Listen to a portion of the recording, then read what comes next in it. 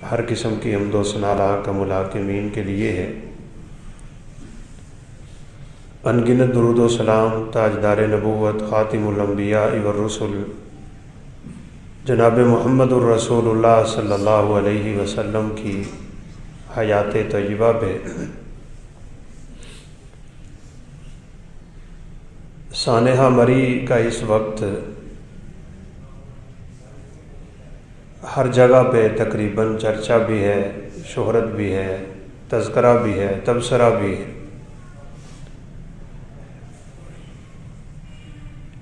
اسلام میں سیر و سیاحت کا کیا تصور ہے اور کیا انسان کو سیر کے لیے جانا چاہیے یا نہیں جانا چاہیے، اس حوالے سے ہمیں شریعت سے رہنمائی لینی ہے۔ رسول اللہ صلی اللہ علیہ وسلم کی ایک بڑی عظیم الشان حدیث ہے، ان سیاحت امتی الجہاد، میری امت کی بہترین سیر، بہترین سیاحت وہ جہاد ہے۔ مطلب اس حدیث مبارکہ کا کیا ہے کہ انسان سفر جو کرتا ہے وہ سفر دو طرح کا ہوتا ہے۔ ایک سفر سفر اطاعت ہوتا ہے اور دوسرا سفر معصیت ہوتا ہے۔ اس کی زندگی کے کچھ سفر تو ایسے ہوتے ہیں جس سفر میں اس کا اٹھنے والا ہر قدم اس کے جنت میں درجات کی بلندی کا ذریعہ بن رہا ہوتا ہے، اور رکھا جانے والا ہر قدم اس کے گناہوں کے گرنے کا اور گناہوں کے ختم ہونے کا سبب بن رہا ہوتا ہے۔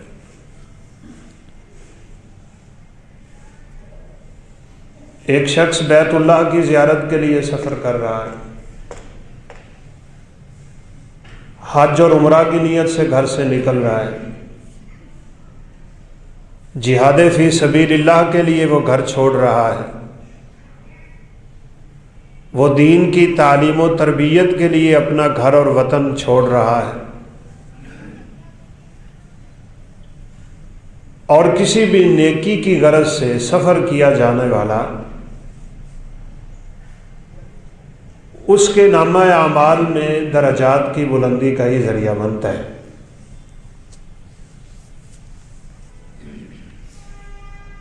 سنن ترمذی میں ایک روایت ہے کہ ایک صحابی رستے میں کسی دوسرے صحابی سے ان کی ملاقات ہوئی تو پوچھا کہاں کا ارادہ ہے؟ کہنے لگے کہ میں جمعہ کی نماز ادا کرنے کی نیت سے گھر سے نکلا ہوں۔ تو انہوں نے کہا پھر رسول اللہ صلی اللہ علیہ وسلم کی ایک حدیث سن لو، جو شخص بھی اللہ کے راستے میں نکلتا ہے تو اللہ تبارک و تعالی اس کے لیے جنت کا راستہ کھول دیتے ہیں۔ طلب علم کے لیے نکلے، خیر کی تلاش کے لیے نکلے، نماز پڑھنے کے لیے نکلے، دین سیکھنے کے لیے نکلے، اور آج ویسے بھی جمعۃ المبارک کا بڑا بابرکت دن ہے۔ آپ صلی اللہ علیہ وسلم کی بڑی مشہور حدیث کہ چند ایک شرور سے گزر کے جو شخص جمعہ کی نماز کے لیے آتا ہے، غسل کیا، مسواک کیا، خوشبو لگائی، تیل لگایا، اچھے کپڑے پہنے، پہلی گھڑی ابتدائی فرصت میں نکل پڑا، پیدل چلا، امام کے قریب بیٹھا، غور سے اس نے خطبہ سنا، امام کے ساتھ اس نے نماز پڑھ لی۔ تو آپ صلی اللہ علیہ وسلم نے فرمایا اللہ تعالیٰ ہر قدم کے بدلے اسے پورے سال کی تہجد کا ثواب عطا کر دے، اور صرف قیام ہی نہیں بلکہ فرمایا ہر قدم کے بدلے سال کے روزے اور ہر قدم کے بدلے سال کی تہجد کا ثواب اس کے نامہ اعمال میں لکھ دیا جاتا ہے۔ یہ سفر تو بڑے مبارک سفر ہوتے ہیں، اور اس غرض سے سفر کرنا یہ انبیاء کرام علیہم الصلاۃ والسلام کی سنت بھی ہے۔ طلب علم کے لیے جس نے سب سے پہلے بڑا لمبا سفر کیا ہے وہ سیدنا موسیٰ علیہ الصلاۃ والسلام۔ رب تعالیٰ کی بھی عجیب قدرت ہے۔ کسی نے پوچھا کہ موسیٰ اس وقت روئے زمین پہ سب سے بڑا عالم کون ہے؟ انہوں نے اپنے طور پہ یہ سوچا کہ میں وقت کا نبی ہوں، اور انبیاء کرام علیہم الصلاۃ والسلام رب تعالیٰ سے شریعت لیتے ہیں، ان کا علم سب سے زیادہ ہوتا ہے۔ تو انہوں نے کہہ دیا میں انا۔ تو اللہ تبارک و تعالیٰ کو یہ میں پسند ہی نہیں آئی۔ کہنا یہ چاہیے تھا اللہ عالم، اللہ ہی زیادہ جانتے ہیں اس وقت پوری دنیا پہ سب سے بڑا عالم کون۔ کہا موسیٰ یہ تو نے کیا کہہ دیا؟ ہمیں ویسے یہاں سے یہ بھی اندازہ لگا لینا چاہیے کہ میں کتنی بری شے ہے۔ یہ شیطان کی زبان سے نکلی تو وہ قیامت تک کے لیے دھتکار دیا گیا اور لعنتی انسان بن گیا۔ اس نے کہا تھا انا خیر منہ، میں بہتر ہوں آدم سے، یہ مٹی سے بنا ہے، میں آگ سے بنا ہوں، مٹی اور آگ کا کیا مقابلہ؟ جبکہ سارے فرشتے اللہ کے حکم سے آدم کے سامنے گرے، تو یہ میں انسان میں جب آ جاتی ہے تو وہاں سے اس کا زوال شروع ہو جاتا ہے۔ تو بہرحال فرمایا موسیٰ پھر ایسے کرو، سفر کی تیاری کرو، مجمع البحرین پہ تجھے میرا ایک بندہ ملے گا، جاؤ اسے ملو اور اس کے پاس وہ علم ہے وہ سنو اور دیکھو سمجھو حاصل کرو جو علم تیرے پاس نہیں ہے۔ بڑا طویل سفر کیا موسیٰ علیہ الصلاۃ والسلام، اور علم کے حصول کے لیے سفر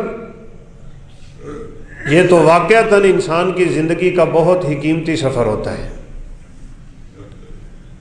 رسول اللہ صلی اللہ علیہ وسلم کا مشہور فرمان ہے کہ اللہ تعالیٰ کے نورانی فرشتے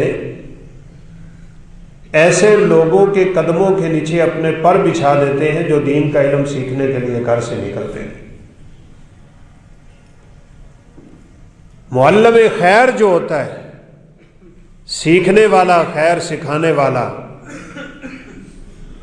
فرمایا اس کائنات کی ساری مخلوقیں اس کے حق میں دعا کرنے لگ جاتی ہیں، حتی الحیتان فی جوف البحر، حتیٰ کہ سمندروں کی مچھلیاں بھی دین کے طالب علم کے لیے دعا کرتی۔ اس جیسا قیمتی سفر تو کسی کا ہوتا ہی نہیں۔ اور پھر اسی دین کو محفوظ کرنے کے لیے صحابہ نے بھی بڑے سفر کیے۔ سیدنا ابو ایوب انصاری رضی اللہ تعالیٰ عنہ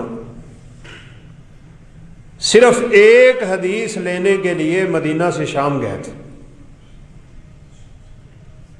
بڑا طویل سفر۔ وہ حدیث مبارکہ بھی انہوں نے سن لی تھی، اور جس سے سنی اس سے پتہ چلا کہ یہ حدیث فلاں صحابی نے اللہ کے پیغمبر کی زبان اطہر سے براہ راست سنی، تو وہ صحابی شام میں تھے، انہوں نے شام کی تیاری کی، سواری خریدی، اسے تیار کیا، شام کا سفر کیا، ان کے دروازے پہ پہنچے، ان سے حدیث مبارکہ سنی اور خاموشی سے واپس چل گئی۔ شام کے گورنر کو علم ہو چکا تھا کہ ابو ایوب انصاری تشریف لا رہے ہیں، وہ انتظار کر رہے ہیں، لوگ بیٹھے ہیں، پیغام بھیجا ہوا تھا کہ ان کو میرے پاس بھیجیے گا، ان کی مہمان نوازی میرے پاس۔ پتہ تب چلا جب وہ علاقہ چھوڑ گئے اور مدینہ واپسی کا سفر، انہیں ان چیزوں سے غرض ہی کوئی نہیں تھی، بڑے مخلص لوگ تھے وہ۔ سیدنا جابر رضی اللہ تعالیٰ عنہ نے بھی عبداللہ بن انیس سے حدیث لینے کے لیے 1 مہینہ سفر کیا، اور محدثین کے سفر تو اس حوالے سے بہت ہی مشہور، علاقوں کے علاقے گھومے انہوں نے، جہاں دیکھا ایک بہت بڑا عالم حدیث پیش کرتا ہے، سناتا ہے، سنتا ہے،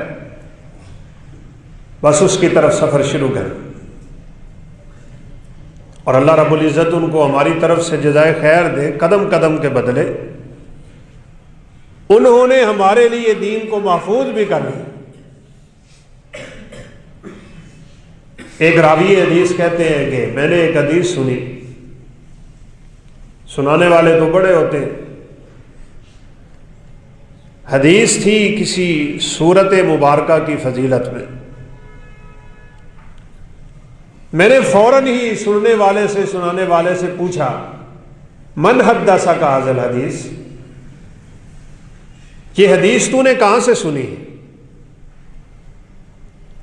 اس نے کسی دور دراز علاقے کا نام لیا، کہا شیخ بالبصرہ، میں نے بصرہ کے ایک شیخ سے، یہ اس کا نام ہے، اس سے یہ حدیث سنی۔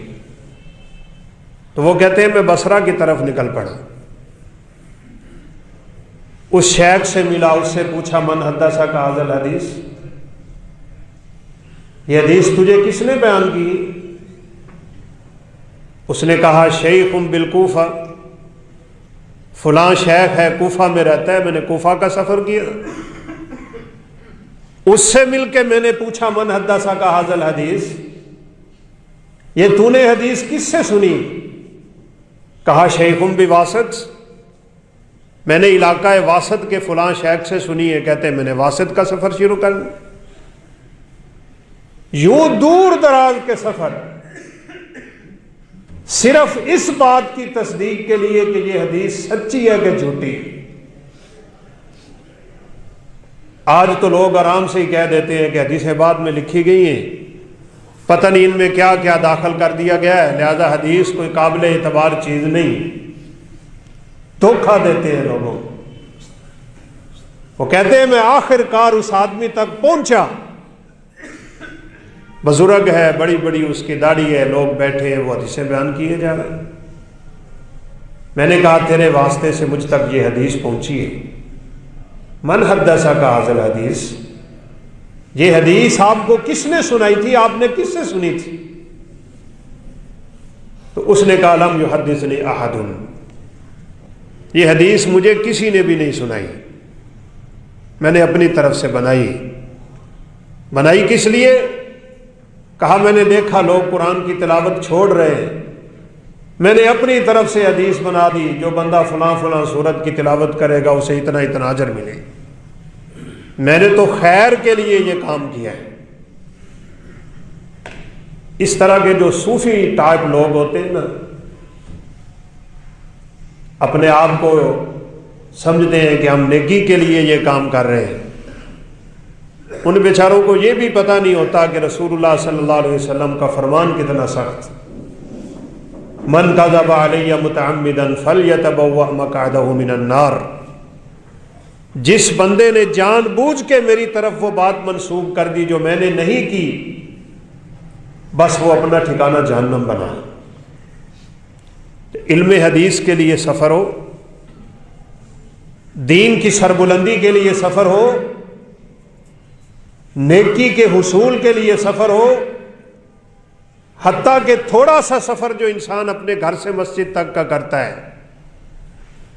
رسول اللہ صلی اللہ علیہ وسلم کا فرمان، جو آدمی اپنے گھر سے مسجد کی طرف نکلے اسے ایک چیز نکالتی ہے بس، کہ میں کوئی خیر کی بات سنوں گا، اسے سیکھوں گا، اس پہ عمل کرنے کی نیت رکھتا ہے، ایک حدیث، ایک مسئلہ، ایک خیر کی بات، تو آپ صلی اللہ علیہ وسلم نے فرمایا اللہ اس کے بدلے اسے حج مقبول کا ثواب عطا کرتے ہیں، قبول شدہ حج۔ اس لیے جب بھی انسان سفر کے لیے نکلے اسے اس بات کا بغور جائزہ لینا چاہیے میں کس لیے جا رہا ہوں، اور یہ بات یاد رکھیے گا، بلا وجہ سفر کرنا، بلا ضرورت سفروں پہ نکلنا، اس کو شریعت نے اچھا نہیں سمجھا ہے۔ آپ صلی اللہ علیہ وسلم نے فرمایا سفر قطعۃ من العذاب، سفر تو عذاب کا ٹکڑا ہوتا ہے، یمنع احدکم طعامہ وشرابہ، تمہارے کھانے پینے کی ساری روٹین بدل دیتا ہے، ونومہ، حتیٰ کہ تمہاری نیند ساری آگے پیچھے ہو جاتی ہے۔ اس لیے آپ صلی اللہ علیہ وسلم نے فرمایا اذا قضى احدکم نحبہ فلیعجل الی اہلہ، خیر کے کام سیکھو، وہ کیا ہے؟ فرمایا اگر تم کسی جگہ پہ گئے ہو جہاں تمہیں کام ہے، وہ کام ہو جائے، فَلْيُعَجِّلْ إِلَىٰ أَهْلِهِ، اسے جلدی اپنے واپس گھر آ جانا چاہیے۔ گھر انسان کا اس کو فتنوں سے بچاتا ہے، اس کا اپنا گھر اس کو گناہوں سے بچاتا ہے۔ اپنے گھر میں رہ کے انسان کو بیوی بیٹی کی حیا ہوتی ہے، اس لیے رسول اللہ صلی اللہ علیہ وسلم نے فتنوں کے زمانوں میں جب فتنے عروج پکڑ رہے ہوں تو آپ نے 3 باتیں بڑی خوبصورت بتائی ہیں۔ آج کل فتنے ہی فتنے ہیں نا، تو پہلی بات ہی آپ صلی اللہ علیہ وسلم نے کہی وَلْيَسَعُكَ بَيْتُكَ، اپنے گھر میں رہا کرو، خواہ مخواہ گھر سے نکلا نہ کرو، کوئی ضرورت ہے تو ٹھیک ہے۔ اور پھر آپ صلی اللہ علیہ وسلم نے فرمایا امسک علیک لسانک، اپنی زبان بند رکھا کرو۔ اور تیسری چیز تو بڑی ہی قیمتی ہے وَلْيَبْكِ عَلَىٰ خَطِيئَتِكَ، اپنے گناہوں پہ رویا کرو۔ فتنے اٹھتے ہیں انسان کے گناہوں کی وجہ سے۔ تو اگر تو کسی شخص نے اپنے بچوں کو لے کے پارک میں جانا ہے، کہیں قریب قریب جانا ہے، گھومنے پھرنے جانا ہے، اس سے شریعت منع نہیں کرتی، بلکہ یہ تو شاید شریعت کا تقاضا ہے کہ ایسا ہونا چاہیے، بشرطے کہ فتنہ نہ ہو، وہاں کوئی گناہ کی بات نہ ہو، زیادہ بے پردگی نہ ہو، بے حیائی نہ ہو، تو پھر انشاءاللہ کوئی مسئلہ نہیں۔ قرآن مجید میں سیدنا یوسف علیہ السلام کا تذکرہ ہے، بھائیوں نے یہی کہا تھا یعقوب علیہ السلام سے، اس کو آپ ہمارے ساتھ کیوں نہیں بھیجتے؟ ارسلہ معنا غدا یرتع ویلعب، ہمارے ساتھ کھیلے کودے، کوئی تھوڑا بہت ادھر ادھر دیکھے کیا ہوتی ہے دنیا۔ تو سیدنا یعقوب علیہ السلام نے بھیج دیے۔ لہذا اس نیت سے تو انسان جا سکتا ہے۔ خود رسول اللہ صلی اللہ علیہ وسلم نے یہ بھی کہا تھا وَلِجَسَدِكَ عَلَيْكَ حَقٌّ، تیرے جسم کا تیرے اوپر حق ہے۔ ایسی انسان کی صلاحیتیں، ایسے انسان کے امور جس سے اس کا بدن خوش ہوتا ہے، تر و تازہ ہوتا ہے، ذہن فریش ہوتا ہے، اسے تقویت ملتی ہے، غموں سے تھوڑی نجات ملتی ہے، کسی دوست کو ملنے کے لیے جا رہا ہے، کسی اپنے رشتہ دار کو ملنے کے لیے جا رہا ہے، کسی نیک آدمی کو ملنے کے لیے جا رہا ہے، اس کو تو شریعت بہت زیادہ پسند کرتی ہے۔ رسول اللہ صلی اللہ علیہ وسلم نے فرمایا تم سے پہلی قوموں میں ایک شخص ہے، وہ ایک اپنے دوسرے مسلمان بھائی کو صرف اللہ کو خوش کرنے کے لیے ملنے کے لیے جا رہا، اور کوئی غرض نہیں۔ رستے میں ایک آدمی بیٹھا ہے، اس نے اس سے پوچھا اللہ کے بندے تیرا کہاں کا ارادہ ہے، کہاں جا رہے ہو؟ کہا میں اپنے فلاں بھائی کی زیارت کے لیے جا رہا ہوں، میرا مسلمان بھائی ہے، مسلمان بھائی کو ملنا بھی بہت بڑی نیکی ہوتی ہے. میں اسے اللہ کی رضا کے لیے ملاقات کی نیت سے جا رہا ہوں اور اللہ کے لیے اس سے محبت بھی کرتا ہوں. یہ پچھلے بھی ایک خطبے میں میں نے اشارہ کیا ہے. محبت اللہ کے لیے، نفرت اللہ کے لیے، یہ انسان کے خوبصورت ایمان کی نشانی ہوتی. بڑا کامل انسان ہوتا ہے وہ. دیتا ہے تو اللہ کے لیے، روکتا ہے تو اللہ کے لیے، ملتا ہے تو اللہ کے لیے، ٹوٹتا ہے تو رب کے لیے، محبت بھی کرتا ہے تو رب کے لیے، نفرت بھی کرتا ہے تو رب کے لیے. جس نے یہ چیزیں اپنے اندر پیدا کر لی، آپ صلی اللہ علیہ وسلم نے فرمایا فقد استکمل الایمان، اس نے اپنا ایمان مکمل کر لیا. اب اس نے جب اس سے پوچھا ہے کہ تو کس نیت سے جا رہا ہے، کہا میں تو اپنے بھائی کو ملنے کے لیے جا رہا ہوں. کہا کوئی کام، کوئی دنیاوی غرض و غائب، کوئی لین دین، کوئی معاملہ، کوئی قرض، کوئی کچھ بھی نہیں، بس اللہ کے لیے اس سے محبت کرتا ہوں اور اس محبت کا تقاضا ہے اسے ملنے کے لیے جا رہا ہوں. تو رسول اللہ صلی اللہ علیہ وسلم نے فرمایا، اس بیٹھنے والے شخص نے اس سے کہا کہ میں انسانی شکل میں آیا ہوں اور اللہ کا فرشتہ ہوں، مجھے رب تعالیٰ نے تیری طرف ہی بھیجا تھا کہ میرے اس بندے کو جا کے بتا دے یہ میرے بندے سے میرے لیے محبت کرتا ہے، میں خدا اس سے محبت کرتا ہوں. اور جس سے اللہ محبت کرے، حدیث میں آتا ہے نادا جبریل، اللہ فرشتوں کے سردار کو بلاتے ہیں، جبریل کو آواز دیتے ہیں اور کہتے ہیں یہ میرا بندہ ہے، میں اس سے محبت کرتا ہوں، میری ساری آسمان کی مخلوقوں کو کہہ دو میرے اس بندے سے محبت شروع کریں. اور آپ صلی اللہ علیہ وسلم نے فرمایا جب آسمان والے اس سے محبت کرتے ہیں تو دنیا والوں کے دلوں میں اللہ اس کی محبت خود ہی پیدا کر دے. اس نیت سے تو انسان جائے، سفر کرے. اگر دور دراز کا سفر کرنا ہو تو وہ سفر بے جا نہیں ہونا چاہیے.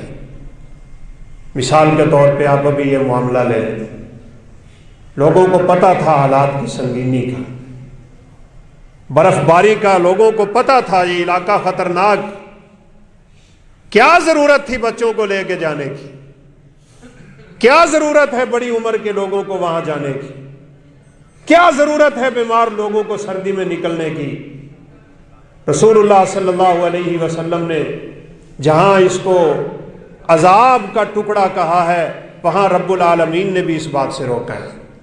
وَلَا تُلْقُوا بِأَيْدِيكُمْ إِلَى التَّهْلُكَةِ، پانی چڑھا ہوا ہے، سیلاب کا خطرہ ہے اور کسی بھی وقت سیلاب آ سکتا ہے، وہاں کھڑے ہو کے پانی کا نظارہ کیا جا رہا ہے.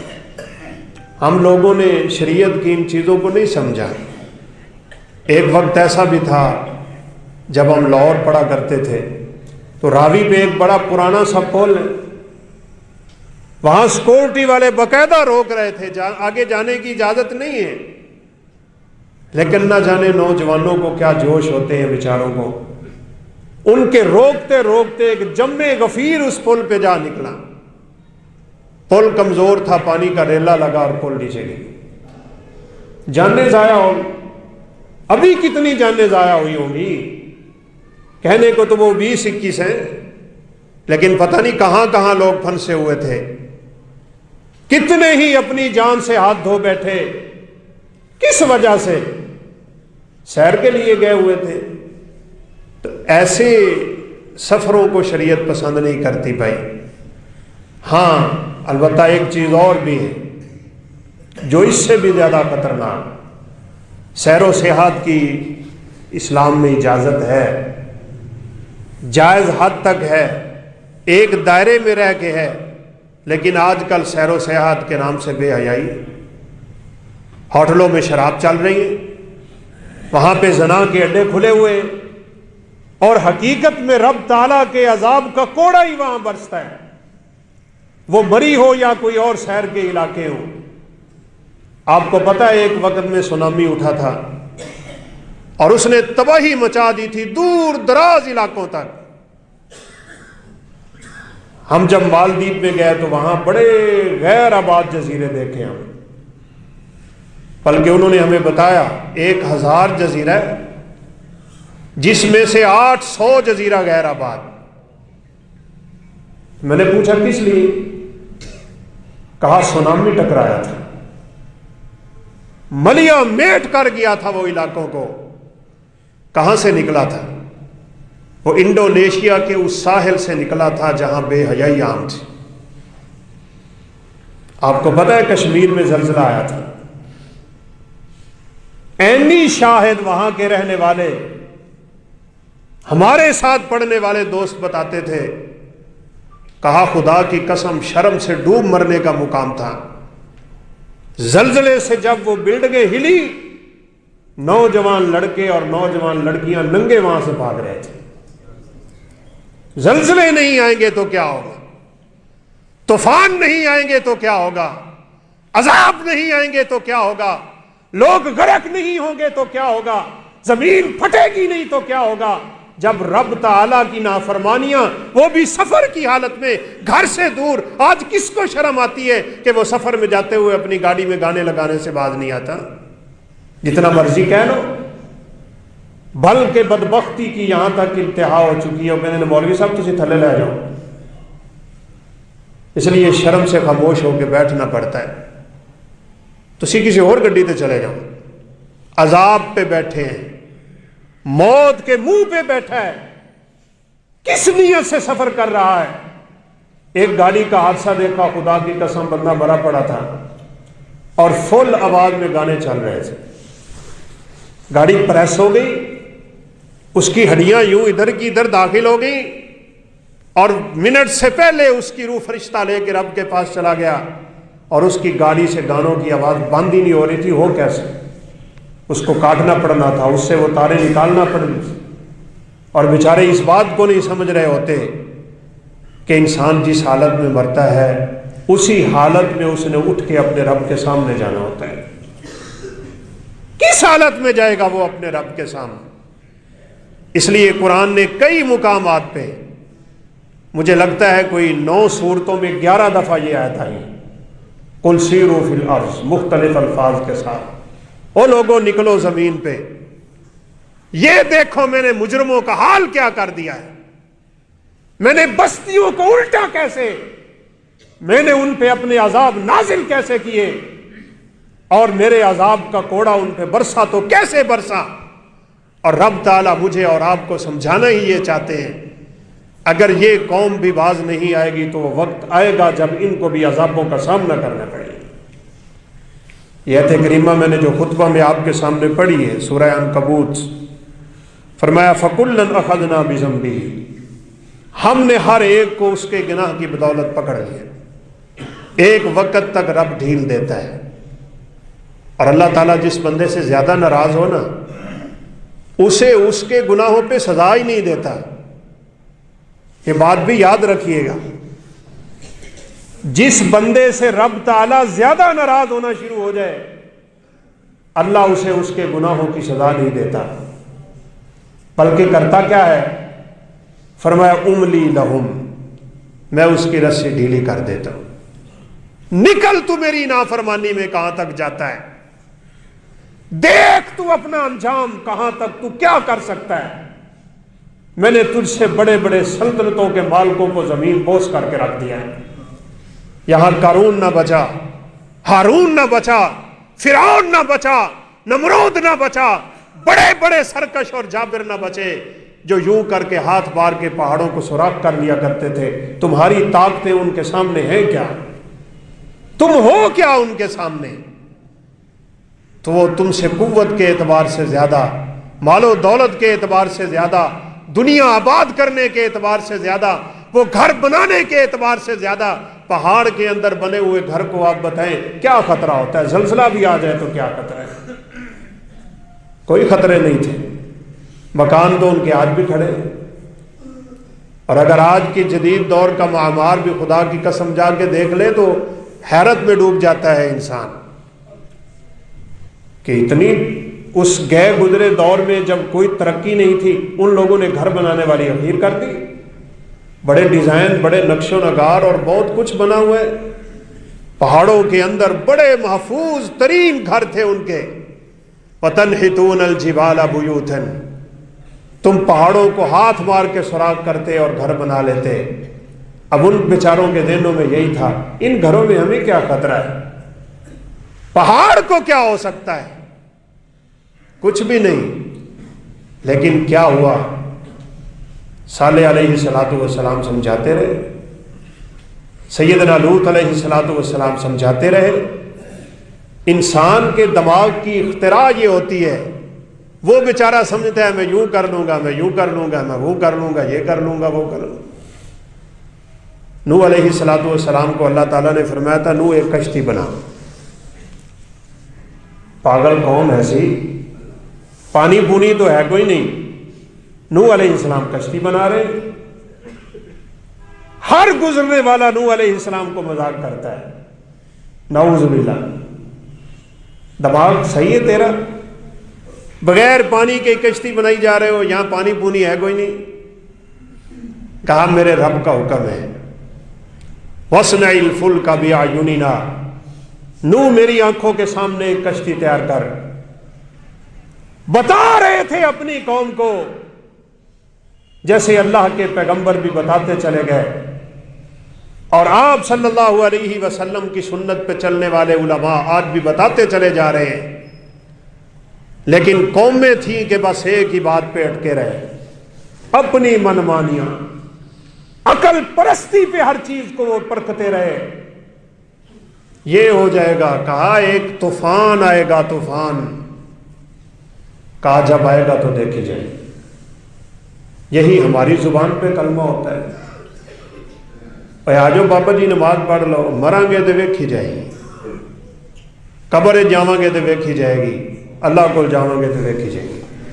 وہی باتیں نعوذ باللہ جو ان قوموں کے لوگ کیا کرتے تھے. کہا طوفان بہت خطرناک آئے گا. کہا کوئی مسئلہ نہیں، آئے گا تو دیکھ لیں گے. اب وہی ہوا.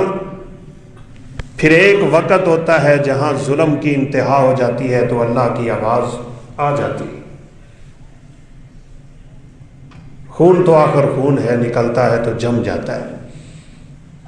اس نے تو آخر جمنا ہے، اور آخر ایک وقت آتا ہے کہ ظلم کی شام ڈھل جایا کرتی. وہی ہوا، وقت آ گیا. اور اللہ تعالیٰ کہتے ہیں جب قوموں پہ ہمارا وقت آتا ہے پھر نہیں ایک لمحہ بھی آگے پیچھے ہو سکتا. رب تعالیٰ کے قانونوں میں کیسے تبدیلی ہو جائے. اللہ تعالیٰ نے نوح علیہ السلام کو کہا اس کشتی میں ہر چیز کا جوڑا رکھ لو. مسلمان جو ہو چکے ہیں، کلمہ پڑھ چکے ہیں، کسی نے 80 لکھا ہے، کسی نے 83 لکھا ہے. کتنی بدبخت قومیں اس دنیا سے گزری، حالانکہ بڑے طاقتور تھے، بڑے قدوں کے مالک تھے، بڑی لمبی عمریں پانے والے تھے. 950 سال تو سیدنا نوح علیہ السلام نے تبلیغ میں گزارے. فَلَبِثَ فِي قَوْمِهِ، وہ اپنی قوم میں 950 سال رہے ہیں، دین کی تبلیغ کرتے رہے ہیں. اتنی لمبی تبلیغ کے بعد صرف 80 لوگ مسلمان ہیں. اور یہاں ہم سب کو یہ اشارہ بھی سمجھ لینا چاہیے اچھی طرح. لوگ بعض دفعہ ہمیں کہتے بھی تسی تھوڑے جے لوگ جے، تھوڑی کیڑی تعداد ہے، چھوٹی جی جماعت ہے، ایسے ہے ویسے ہے.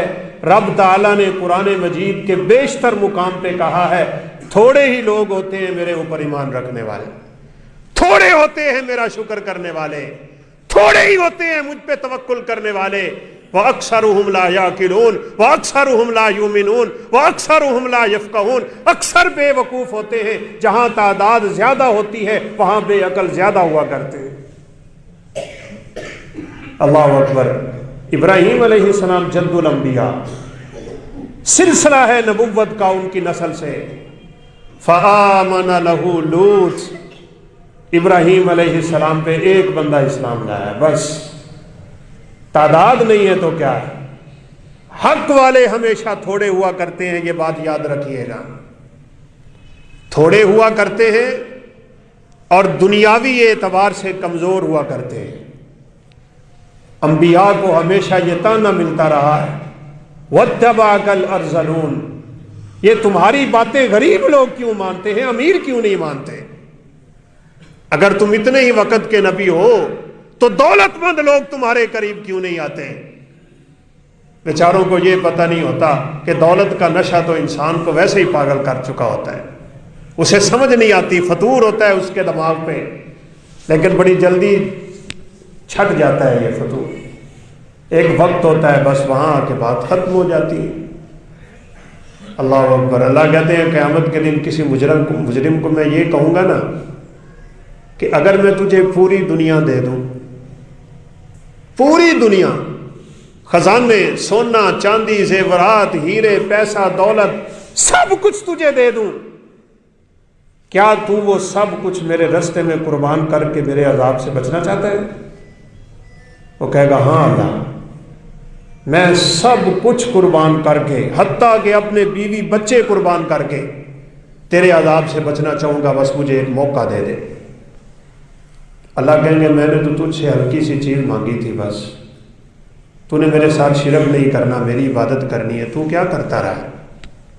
اب دوبارہ لوٹ نہیں سکتا، یہ میرا قانون ہے۔ رب کے قانون نہیں بدلتے، قانون نہیں بدلتے، واپسی نہیں آ سکتا اب کوئی بھی۔ بس تو وہی ہوا جب سب لوگ کشتی میں سوار ہو گئے، جانوروں کا جوڑا جوڑا کشتی میں آ گیا، پرندوں کا ایک ایک جوڑا بھی کشتی میں آ گیا۔ اللہ تعالیٰ نے آسمان کو حکم دیا، زمین کو کہا چشمے اگا، یا ارض ابلعی ماءکی ویا سماء اقلعی، آسمان بارشیں برساتا ہے رب کے حکم سے، زمین رزق اگاتی ہے رب کے حکم سے، زمین چشمے پھاڑتی ہے اپنے رب کے حکم سے۔ زمین کو کہا اپنے چشمے اگا، اپنے سارے کے سارے پانی کو باہر نکال دے۔ اس دنیا میں اس زمین پہ 70% پانی ہے، اللہ اس پانی کو نکلنے کا حکم دے دے، خدا کی قسم ساری کائنات ڈوب جائے۔ لیکن لوگ بیچارے پتہ نہیں کیا کیا سوچی بیٹھے ہوتے ہیں۔ آپ کو پتہ ہے وہ ٹائٹینک بنا تھا، ایک بنانے والے کا یہ دعویٰ تھا بدبخت کا کہ مسلمانوں کا خدا بھی زور لگا لے تو یہ جہاز ٹوٹ نہیں سکتا، نہ ڈوب سکتا ہے نہ ٹوٹ سکتا ہے۔ سمندر کے ایک پتھر سے ٹکرایا تھا اور 2 ٹکڑے ہوئے، سب ڈوب مرے، ایک بچی بچی تھی بس، وہ پھر جوان ہوئی، اس نے لوگوں کی موت کا منظر بیان کیا، وہ خوفناک حادثے بیان کیے، لوگوں کی چیخیں پکار کیسے ہوئی تھی، کیسے رب کے مجرم اس پانی میں گئے تھے، اس نے جیسے جیسے ہسٹری بیان کی تھی اسی کے مطابق ٹائٹینک فلم بنی۔ اللہ کو پکارتے ہیں اس انداز میں بدبخت۔ پانی ملا ہے، زمین نے چشمے اگانا شروع کر دیے، کشتی اوپر جا رہی ہے، ادھر سے آسمان بارش برسا رہا ہے، پانی اوپر سے بھی آ رہا ہے۔ اللہ اکبر۔ نوح علیہ السلام کا بیٹا ایک پہاڑ کے دامن میں کھڑا، نوح علیہ السلام اسے بلا بیٹھے، کہا بیٹا آجا تو بھی کشتی میں سوار ہو جا، یا بنی ارکب معنا، ہو بیٹا آجا ہمارے ساتھ سوار ہو جا۔ بیٹے نے بھی آگے سے کیا کہا تھا، وہی ہماری عقلیں انہی کی عقلیں۔ اس نے کہا میں پہاڑ پہ چڑھ جاؤں گا، پانی میرا کیا بگاڑ لے گا۔ اتنا نہیں پتا ہوتا رب کے عذاب جب آتے ہیں تو کوئی چیز وہاں کام نہیں کرتی۔ کہا تو کیا پہاڑ پہ جا سکتا ہے، آ ہمارے ساتھ سوار ہو جا، ڈوب مرے گا۔ کہا مجھے کچھ بھی نہیں ہونے والا۔ اللہ اکبر۔ اللہ تعالیٰ نے آسمان سے آواز دی تھی، کہا نوح تو نے یہ کیا کیا ہے، اپنے کافر بیٹے کو تو نے کشتی پہ سوار کس کی اجازت سے کرنے کے لیے آواز دے دی؟ انہو لیس من اہلک انہو عمل غیر صالح۔ بات لوٹ کے یہی پہ آئے گی میرے بھائیوں، اللہ حکم الحاکمین کی نظر میں کامیاب ایک ہی بندہ ہے بس، جس نے اپنے عمل درست کر لیے۔ کون کیا ہے، کس کا کیا لگتا ہے، کس سے رشتہ داریاں ہیں، رب کو کوئی سروکار نہیں ہے۔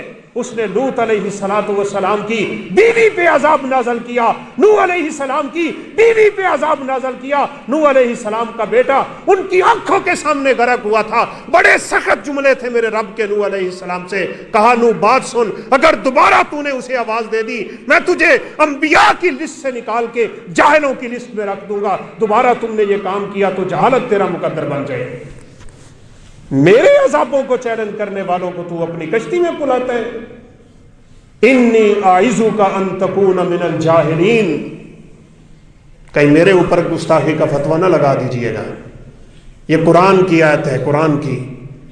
اگر تو نے دوبارہ یہ کام کیا میں تجھے اٹھا کے جہلوں میں کر دوں گا۔ اللہ کو کوئی سروکار نہیں ہے، کون کیا ہے، کیا حیثیت ہے، کیا اس کے پاس ہے، کس خاندان سے ہے، وہ کیا ہے کیا نہیں ہے، اس نے ایک ہی چیز دیکھنی ہے، اس بندے کا عقیدہ کیا ہے اور اس کے عمل کیا ہے۔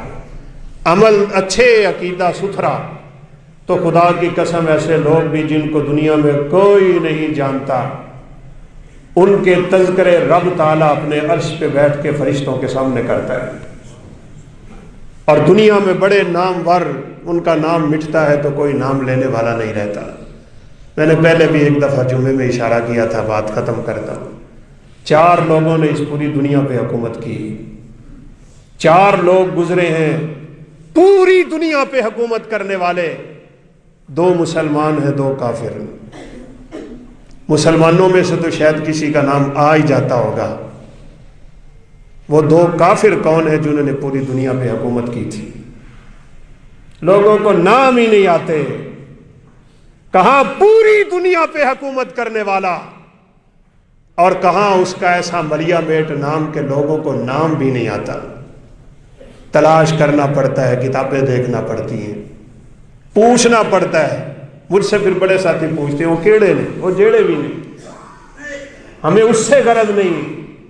نام مٹ گئے بڑے بڑے نامیوں کے، لیکن وہ رب تعالیٰ کے نیک بندے، نہ حسب تھا، نہ نسب تھا، نہ خاندان تھا، نہ دولت تھی، نہ شہرت تھی، نہ عزت تھی، بازار میں بکتے تھے اور مسلمانوں نے خریدا تھا، خرید کے آزاد کیا تھا۔ ابو بکر کے آزاد کردہ غلام تھے سیدنا بلال، بازار سے خرید کے ابو بکر نے آزاد کر دیا تھا، اور بلال کو شان کیا ملی تھی، بلال چلتے دنیا پہ تھے، ان کے قدموں کی آواز جنت میں آیا کرتی تھی۔ صہیب رومی کیا تھے، منڈیوں میں بکتا ہوا یہ آیا تھا نوجوان، اور جب عبادت کے لیے رب کے سامنے گرتا تھا، اللہ اکبر کیا زندگی تھی خدا کی قسم۔ عمر فاروق رضی اللہ تعالیٰ عنہ نے کہا تھا لوگوں مجھے خنجر لگ گئے، میں نماز نہیں پڑھا سکتا جتنی دیر تک تمہارا نیا حکمران تمہارے مشورے سے نامزد نہیں ہوتا۔ سرور کائنات کے مصلی پہ صہیب رومی کھڑا ہو کے نماز پڑھائی، اور سیدنا عمر فاروق کا جنازہ بھی صہیب نے پڑھایا تھا۔ غلاموں کو اللہ نے وہ شہرت بھی دی، وہ عزت بھی دی، وہ طاقت بھی دی۔ مسجد قباء جب آپ صلی اللہ علیہ وسلم تشریف لائے تو جو بندہ مسجد قباء میں نماز پڑھاتا تھا وہ غلام تھا۔ رب کو کیا ہے، یہ تو تھوڑا سا دنیا کا نظام ہے، کوئی اونچا کوئی نیچا، کوئی امیر کوئی غریب، کوئی کالا کوئی گورا، کوئی سونا کوئی تھوڑا کوجا، یہ شکلیں یہ عقلیں، یہ اس کا نظام ہے، چند دن کی کھیل ہے، اس کے بعد اس نے ختم ہونا ہے۔ اس کی نظر وہاں ہے جہاں اللہ احکم الحاکمین تقوی پیدا کرتا ہے۔ لہٰذا یہ سوچئے گا، اللہ کہتے ہیں سیریں کرو، دیکھو میں نے کتنی قومیں برباد کی، کسی کو غرق کیا۔ اب یہ جو بڑے بڑے مضبوط پہاڑ بنا کے بیٹھے تھے، گھر بنا کے بیٹھے تھے، اللہ نے فرشتے کو حکم دیا، فرشتے نے چیخ ماری، وہ چیخ اتنی خطرناک تھی کہ ان کے دل پھٹے، اور دل پھٹنے کی وجہ سے یہ یوں پٹخ پٹخ کے زمین پہ گرے اور یوں مرے کہ قرآن کہتا ہے کأنہم اعجاز نخل خاویہ، ایسے لگتا تھا جیسے لمبی تڑنگی کھجوریں پڑی ہوئی۔ کیا بنا تھا، یوں ہاتھ رکھتے تھے درخت میں اور یوں زور لگا کے درخت کو زمین تک چیر کے رکھ دیتے تھے، ایک آواز کا مقابلہ نہیں کر سکے۔ تو بہرحال یہ تو بڑی لمبی باتیں ہیں بھائی، اگر سیر اس نیت سے کی جائے کہ رب العالمین کی عبرتیں اور رب العالمین کے نازل شدہ عذاب اور ان چیزوں کو دیکھ کے انسان اپنا ایمان تازہ کر لے تو پھر کسی حد تک اجازت ہے۔ بلا وجہ سیروں پہ جانا، اپنا نقصان کرنا، اپنے خاندان کا نقصان کرنا، اپنے پیسے کا نقصان کرنا، اپنے وقت کو ضائع کرنا، یہ شریعت کو پسند نہیں ہے۔ نبی صلی اللہ علیہ وسلم نے اسے عذاب کا ٹکڑا کہا ہے۔ اس لیے انسان کوشش کرے کم سے کم اپنے گھر سے نکلے، ضرورت کے لیے نکلے، حاجت کے لیے نکلے، اپنی روزی روٹی کمانے کے لیے نکلے، اور جو ہی اپنے کام سے فارغ ہو تو آقا علیہ الصلوۃ والسلام نے فرمایا فَلْيُعَجِّلْ إِلَىٰ أَهْلِهِ، پھر جلدی اپنے واپس گھر میں چلا جائے تاکہ وہ فتنوں سے بھی محفوظ رہے، نقصان سے بھی محفوظ رہے۔ رب العالمین سے دعا ہے وہ ہمارے ان جانے والے مسلمانوں کی مغفرت فرمائے، کمی کوتاہی ہم سب کی معاف فرمائے، اور اللہ ہمارا خاتمہ بھی بالخیر فرمائے، اور آخرت میں اللہ ہم سب کو اعلیٰ مقام نصیب فرمائے۔ وآخر دعوانا الحمد للہ رب العالمین۔